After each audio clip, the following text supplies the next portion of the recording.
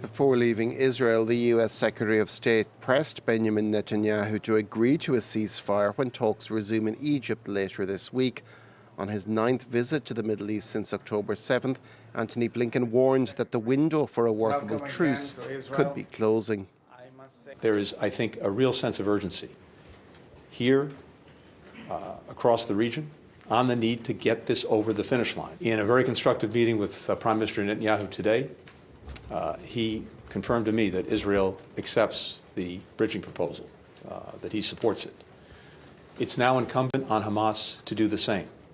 Differences remain between Israel and Hamas. Netanyahu is insisting that Israel maintains control over 2 strategic corridors within Gaza. Hamas rejects this as a non-starter and wants the framework proposed by the Biden administration in April, which Israel has refused. Relatives of Israeli hostages held in Gaza are also skeptical about the hopes of a ceasefire panning out. I expect nothing from this meeting because our Prime Minister is blocking the hostage deal. In the city of Khan Yunis in Gaza, Palestinians cast doubt on the influence wielded by the Americans over a deal.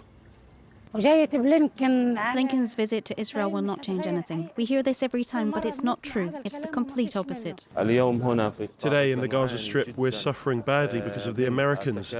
This visit is, as usual, just to check on Israel and provide it with weapons and logistic matters.